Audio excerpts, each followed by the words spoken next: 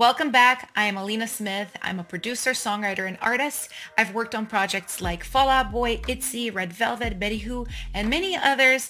And today I'm going to be building on video 1 of this series where I showed you guys how to create a simple demo using Luna Pro. Today we'll be elevating that demo to make it sound more like a finished production. In this video, I will be adding Spark to the mix, which is open to anybody, even if you don't have Apollo. And to build this track, I'm going to continue to use Luna, which is free, and the extensions that come with Luna Pro. And I'm so excited to be showing you guys Spark because these plugins are excellent and they're so convenient to use. Just like Luna Pro, they are native, so that means I don't have to bring my Apollo interface whenever I go to another studio for a session, and I know my project is gonna sound great. Let's get started. So the first thing I'd like to do to elevate this track is add a little more guitar. Now, I was able to play some of the more basic guitars in part 1 of this series, but I'd really like to add some more complex guitar parts to the song, perhaps things I'm not as comfortable playing myself. So I'm inviting my friend Will Cass to play some of these guitars on the song. So we're using the same pedals that I used in my initial guitar recording, but my friend Will definitely brought some more interesting tricks to the use of these pedals. We're playing with a few different tones here, especially with this low lead guitar, which is actually a double of the synth bass. I wanted it to play the same melody and give it a little bit more of an organic feel.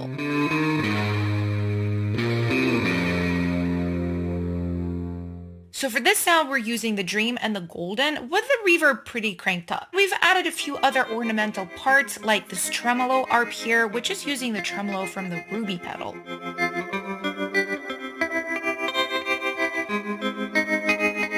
And this muted guitar arp, which is specifically designed to add more rhythm to the chorus.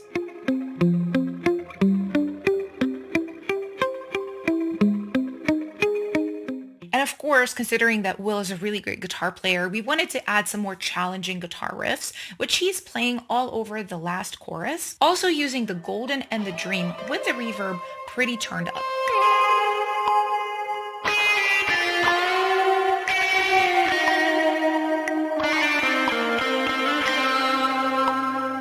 So and now that we have these new guitar parts, I'm excited to go through them and see how they fit against this track. All right, so I've got this little verse guitar here. So the thinking behind this part is to double the bass, not the bass notes necessarily, but the rhythm. It sounds like this soloed with a bass. Obviously the bass is an 808, so this is just adding a little bit of an organic quality to it. The processing on this part already sounds really good, having gone through the pedals, but I am going to use Hitsville EQ just to remove a little bit of the sub and the bass frequencies to open up those frequencies for the 808. Sounds good. This is my favorite EQ, by the way. It's just so easy to use, and I really like the frequencies that are in it. These are usually the ones that I need to do something with in most of my parts, so this is like a perfect EQ for me. So next I'm going to process this muted arp here. I just really want to increase its presence in the mix, and I'm using Oxide for most of these guitars. They're all running through tape, but I want to play around with some presets on Studer to see if I can find something that really makes it stand out in the mix. So I'm going through some of the presets here, very subtle differences. That's not subtle, I like that one. Oh, this is nice. It's not too overwhelming, but it really is increasing that presence, which is exactly what I wanted. Now let's take a look at this tremolo part here. It's underneath the chorus. I really like the tone Will got, but let's see if we can enhance it. I'm specifically thinking adding a little more reverb to it. Capitol Chambers is such an awesome reverb because you obviously have the types of controls we're used to with a lot of reverbs like decay, pre-delay, mix, but we also can choose mic modeling, which really colors the sound in interesting ways. And it comes with a lot of cool presets. Oh, I love that.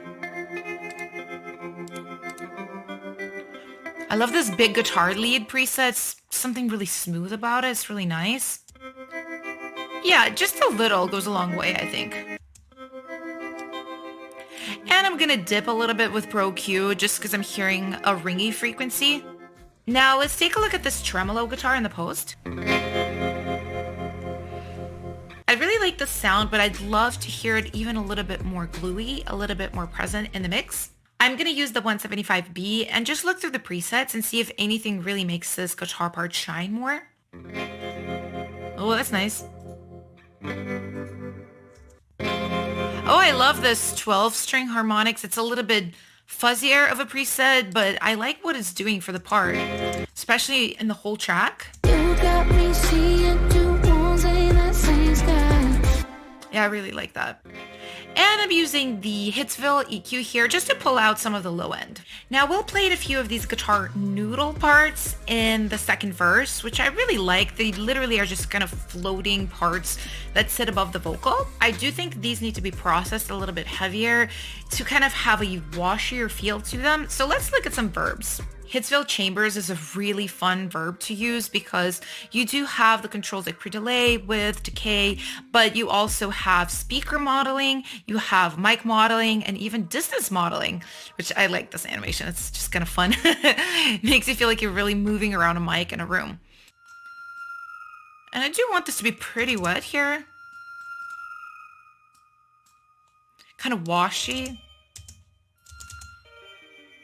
I like that. Now, I don't often combine verbs, but I do feel like this is a moment we can have a second reverb on top of what we already did. And specifically, I'm thinking Lexicon 224, something that's more of a characteristic reverb to the 80s, like a little bit more atmospheric, weirder sounds. That's just what I'm feeling here. So let's take a look at the presets. Oh, that's interesting already. Echo Robovoc. I need to know what that is. Oh, that is really interesting. Oh, this is actually quite nice. It's really washing it out. Yeah, you can hear a lot more attack without it, but it's given it its nice wash. I love that. And just for fun, I want to add Waterfall Rotary on top. This is a plugin I love adding on top of any kind of parts because it adds a rotary effect that traditionally is found on organs, but it really transforms other instruments in unique ways. Let's take a look at this on just the default preset. It's definitely weird. I do like that though. Yeah, I like the subtle rotation. I think that is really, really fun for like an atmospheric part in the background. All right, and let's take a look at this low lead part here.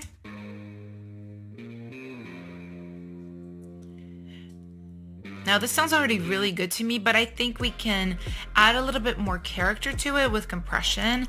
And I think I want to use LA 3A. All right, yeah, let's go ahead and play with the gain, with peak reduction, see what we can find here.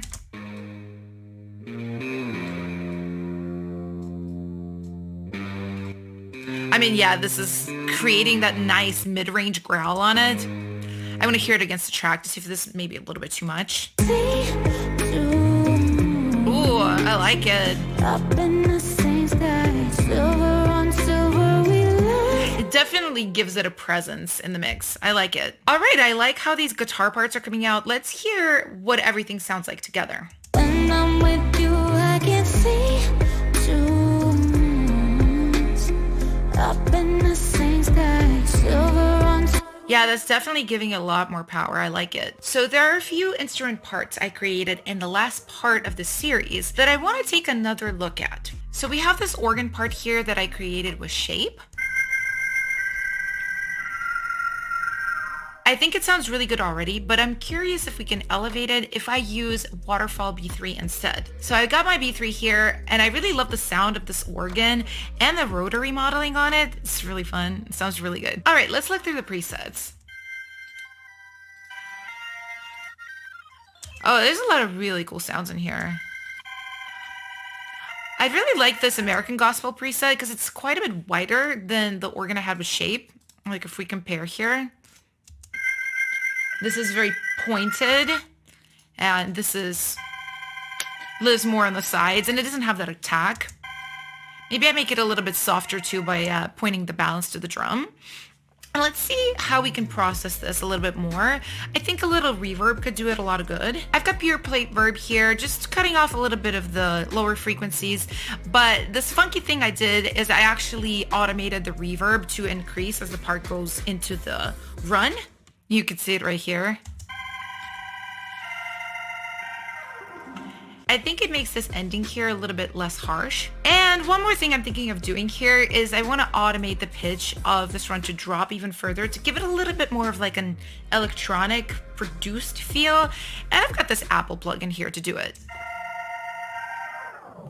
I like that. Next, I want to take a look at the piano that I created last time with Shape. It sounds like this. It's a really cool sound, but now that I hear it fresh, it feels a little bit harsh to me. I want to see if we can create something a little bit softer, and I'm going to use Ravel for it. So I've got my Ravel here. It's a really beautifully sampled piano. Okay, let's look through some of the presets. It really is a beautiful piano. But yeah, it has a feature here where you can reverse your hits. Maybe that is something that can soften this part in general. Oh yeah, see? And you can change your reverse mix. This is too much at 100%. Maybe here. I love that. Here's a Shape piano before. And here's the Ravel after. Yeah, that's definitely a lot closer to what I'm looking for. And I'm also using this vinyl plugin from Isotope on the 1930 setting to give it a little bit of an aged feel. There are a couple more parts that I'm thinking I want to replace from the demo stage of the song. One is this pad in the bridge. I originally created it with Polymax, which I really love the sound. So, and I've got this synth in the bridge as well. I want to see if I can find something that sounds a little bit less synth-like, a little bit more natural, maybe an electronic piano, or just a different, softer type of synth. So I've got Opal here, which is UA's wavetable synthesizer. It's a little bit more of a modern sound than Polymax. And I want to see if we can find a sound that I think fits this bridge a little bit better.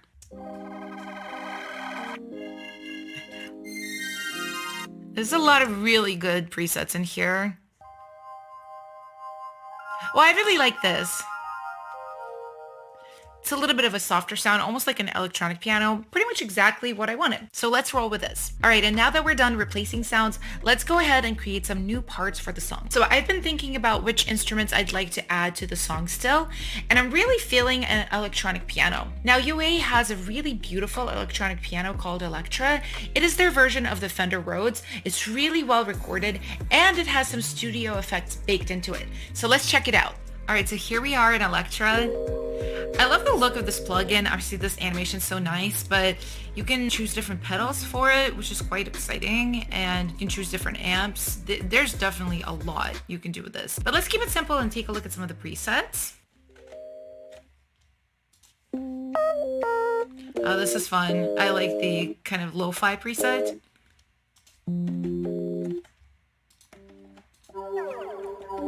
Oh, there's some really unique presets too. That's cool.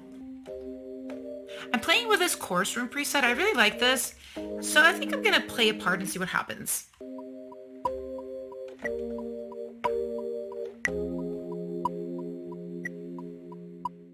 All right, and this is what we ended up with. Nice simple part. It's right here under the pre-chorus. Look at it directly, and this love is not fine. Very much in the background, really low. So and now I just want to process it a bit to make it a little more unique. I'm going to go ahead and add some pitch bends with the stock Apple plugin. And this is what it sounds like against the track with the pitch bends. Love is not flashy. This love ain't gonna blind you when you look at. That's pretty fun. I like that. And now I'm thinking I'd like to add a few more ornamental parts with Electra. I think in a higher pitch, it could be something really fun to sort of sprinkle in around the track, like Sonic Candy almost. I'm thinking things like that. So let me go ahead and track something in. All right, so I've got this run here. We're on the cinematic wash preset. I think I just like tweaked the verb delay amount tiny bit, but mostly it's the preset. And I'm really loving the way this sounds, and I think I want to reverse it because it's already got a washy quality to it, and I think reversing it will make it even more so. I've got the bounce here. Let's go ahead and reverse it. And this is what it sounds like. Oh, that's a fun little candy moment against this track here. With mine, this love is not flashy. Super subtle, but a fun little thing to have. Oh, let me pan it a little bit too. Mine, this Yeah, just something kind of happening in the left ear to let you know the section is transitioning. And I went ahead and sprinkled in a few more ornamental parts like this right here right before the chorus. I really love what this sounds like on the same chorus room preset that I was using for the more main pre-chorus part, but I think I'm gonna pitch drop it at the end so it gives a little breathing room before the chorus comes in. Yeah, I actually ended up printing it down, but this is what it sounds like all done. Kind of fun. And I went ahead and added electro to the bridge, creating this chord part.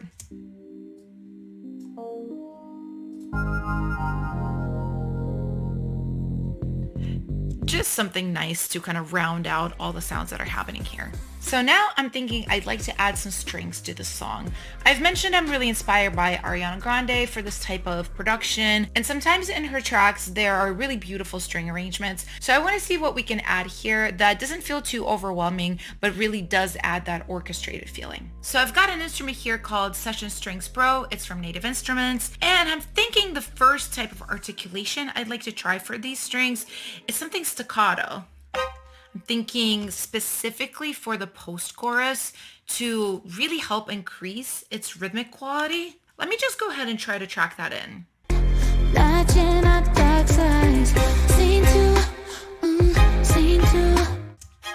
I like this part quite a bit.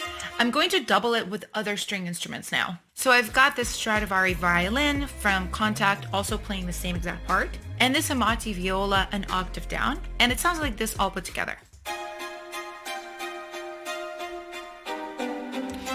Pretty good.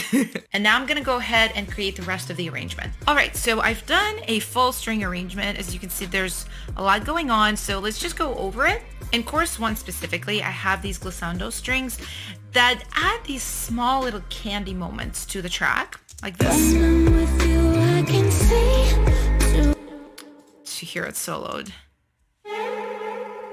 I went ahead and processed this already, and I really like how this sounds with the UA effects on it, because if I take them off, you can hear it's really short, it's kind of dry. With everything on though, got a really nice reverb tail. So I'm using pure plate here, pretty much the default setting. I just really turned down the bass and cranked the treble a little bit, really cutting out the lows just because I want to focus more on the mids and the highs of the string. And I use Galaxy Tape Echo to really lengthen the sound. If you listen without it, it's still quite short. And I love this plugin because it almost feels kind of like unexpected. There's so many interesting effects you can create with it just by selecting different heads and different echo rates. Yeah, there's a lot you could do. And then there's also some really great presets that you can just choose. And I'm also compressing just a bit with LA2A just to make this a little bit more prominent in the mix. Now I have another ornamental part here in bar 3 of the chorus.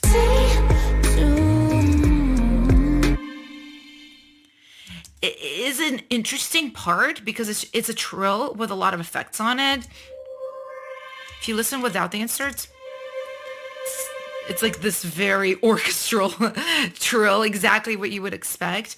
But I'm kind of washing it out by using the ballad piano preset on his fill chambers. Yeah, it just gives it a bit of a darker quality, which I really like. It's not as tinny, and it just sits nicer in the overall mix.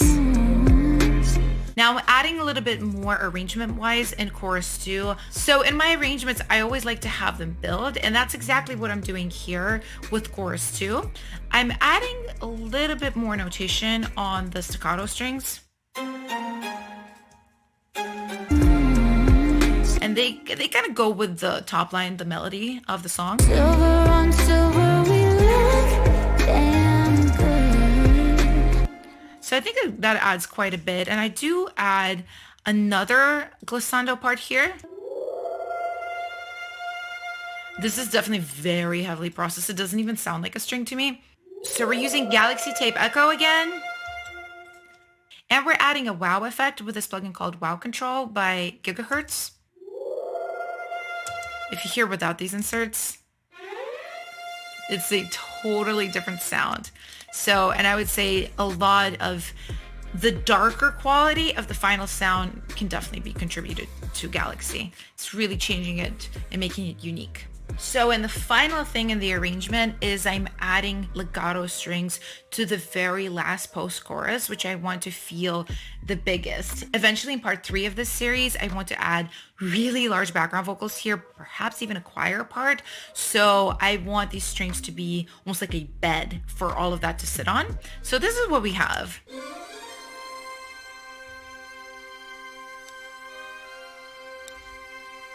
As you can see, I'm using the same plugins here from Contact.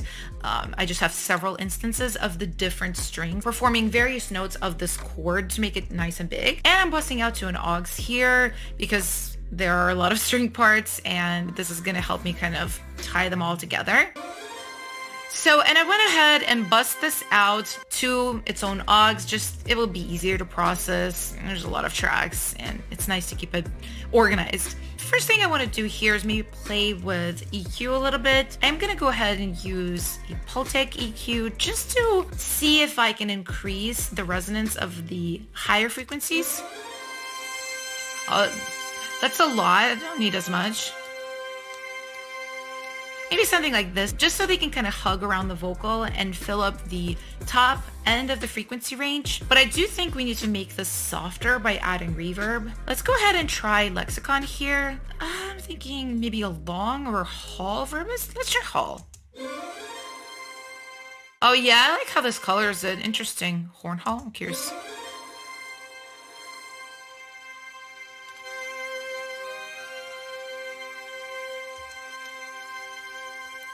So I'm just playing with the dry wet mix here. Let's make it just a little bit drier. Oh, I really like that. Maybe a little bit more pre-delay too. Yeah, I really like that. And I also created a bus for the staccato strings as well.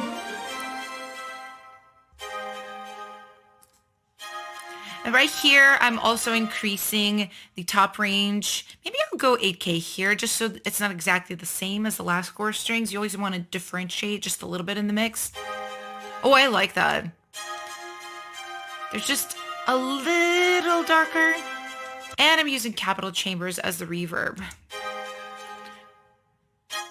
Maybe a little less, I think. Something like this. Let's hear with the track. You got me seeing two pools in the same sky. These strings definitely add a lot to the track. So now that we've added a lot of instruments that are filling up this track, I want to take a look at the drums again. I do really like how they sound, but I think there could be more layers created here. So I'm dragging in this clap sample here. So as I mentioned, I do sound design a lot of my drums. This is actually a sample of me clapping shoes together many times in different parts of this room to create like a group clap type of sample. This is what it sounds like. So just something nice, a little bit darker, a little bit more organic to layer under our very bright snare. I really like that. I'm also layering it with another clap. This is from Cashmere from Splice. Just for a totally different sound, much brighter to make the entire sample stack feel bigger. So I'm gonna run it through a 175B. And obviously it's not compressing much here, but I just really like the tone of this compressor. We're adding a little bit of gain and it's just adding like a touch of vibe to the sample, which I like. So I've brought in this chorus top loop that I've sound designed in another program. It sounds like this. It is very soft and I think I want to compress it a little bit, again, for kind of like vibe and bite. So I'm gonna use a distressor. There are a lot of really good drum settings here. Yeah, even this one's meant for kick, but you can just hear it hitting a little bit harder. Snare one's really good too. Oh, I like this overhead squish preset. Yeah, you can really hear just that touch of saturation it's adding. I really like this. Let's hear it with the track. It's super subtle, but I like it. So towards the end of the song, last chorus, second to last chorus, I went ahead and I thickened the kicks and the snares with other samples.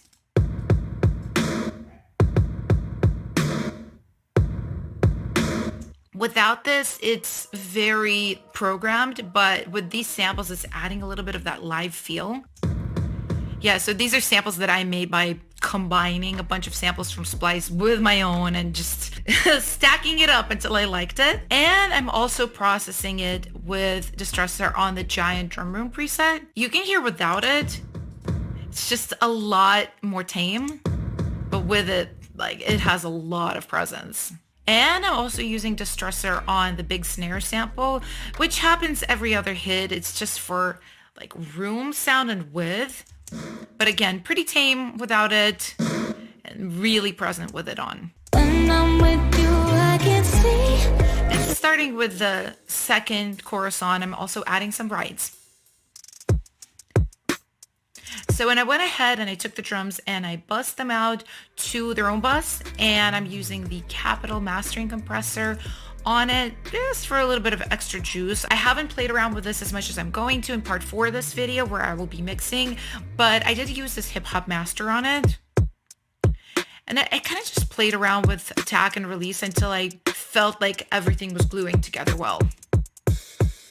So finally, I just want to work on the finishing touches for this track. A lot of the meat and potatoes, the main parts, are pretty much here. So I want to look at effects and maybe a couple of extra spots to add bass. So I'm looking at this bridge here specifically. I do have a nice piano part here and some pretty ornamental sort of parts with Opal and Electra. But I do think this part could use some bass. So I've just got Sublab here on a preset that I've created called No Attack Sub, because it literally is exactly what it sounds like. It's just a sub that's very soft in how it comes in.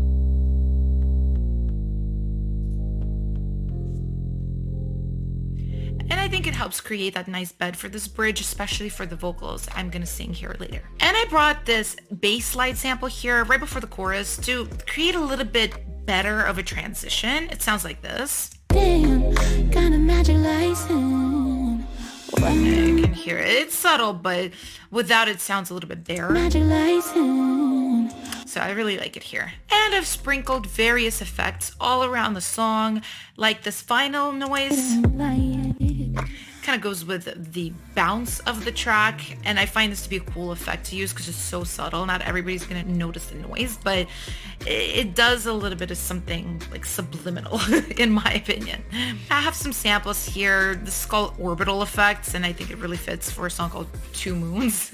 A lot of the times I try to find things that sound like what the lyrics are to use in the song. It can be a little bit cheesy, so be careful with that, but sometimes really light touches of that is good. Yeah, this is a sample I sound designed. I don't fully remember how I did it, but I do know that it involved an owl sample hooting, and I just reversed it and added another effect to it. Yeah, and there's a few sweeps like that here. Risers. Just to help with transitions. All right, and I think that's pretty good for today. I think we've done some great work. We've added a lot to the song. It sounds a lot fuller. So let's go ahead and listen to a section and see what it sounds like. Silver on silver, we love damn good. Matching our thoughts, scene two. You got me seeing two moons in the same sky. All right, I think this sounds really good. We've added a lot of cool parts to the song. So let's go ahead and listen to a section with Luna extensions on and then with them off. Silver on silver, we love damn good. Matching our thoughts, scene two. You got me seeing two moons in the same sky. Scene two. Yeah, I can definitely hear the difference. Things are a little bit less glued together when the extensions are off, so I'm putting them back on. Okay, I'm really liking what this sounds like. There's a lot of cool parts going on, and this is getting me really antsy to re-record these vocals because these are still definitely demo vocals, and I don't think they match this track as well as they should. So the next video in this series is going to be all about recording and processing vocals. Stay tuned for that, and I will see you guys soon.